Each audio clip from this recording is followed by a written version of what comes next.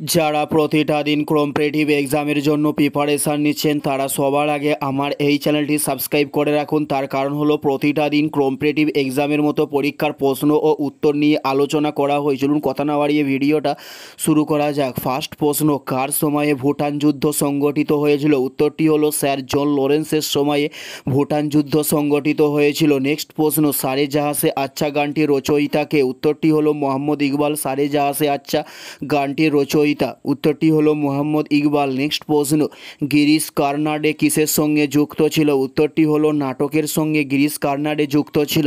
উত্তরটি হলো নাটকের সঙ্গে গিরিশ কারনাডে যুক্ত ছিল। নেক্সট প্রশ্ন, স্বাধীনতাহীনতায় কে বাঁচতে চায় উক্তিটি কার? উত্তরটি হলো রঙ্গলাল বন্দ্যোপাধ্যায়ের স্বাধীনতাহীনতায় বাঁচতে চাই।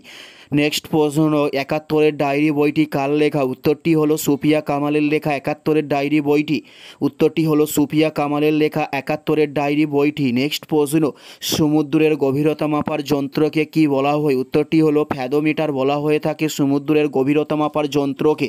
উত্তরটি হলো ফ্যাদোমিটার বলা হয় সমুদ্রের গভীরতা মাপার যন্ত্রকে। নেক্সট প্রশ্ন, ভাইরাসগুলোর মধ্যে কোনটি উপকারী ভাইরাস? উত্তরটি হলো ব্যাকটেরিয়া ফাজ, এটি ভাইরাসগুলোর মধ্যে উপকারী ভাইরাস বলা হয়। নেক্সট প্রশ্ন, নিউকার্ডোমা দ্বারা মানবদেহের কোন অঙ্গ আক্রান্ত হয়ে থাকে? উত্তরটি হলো ত্বক, এটা নিউকোমোডা দ্বারা মানবদেহের অঙ্গ আক্রান্ত হয়ে থাকে। নেক্সট প্রশ্ন, চিন্তামণি কোর পক্ষী অভয়ারণ্য কোথায় অবস্থিত হয়েছে? উত্তরটি হলো দক্ষিণ চব্বিশ পরগনা জেলায় চিন্তামণি কোর পক্ষী অভয়ারণ্য অবস্থিত হয়েছে।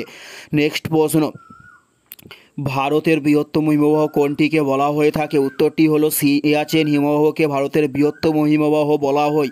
এটাই ছিল এই ভিডিওর লাস্ট প্রশ্ন। আর কোন ধরনের শিক্ষণীয় ভিডিও আপনারা প্রতিদিন দেখতে চান অবশ্যই কমেন্টে লিখে জানাবেন। পুরো ভিডিওটা দেখার জন্য আপনাদের প্রত্যেককে আমাদের ইউটিউবের পক্ষ থেকে রইল অসংখ্য ধন্যবাদ। Thanks for watching.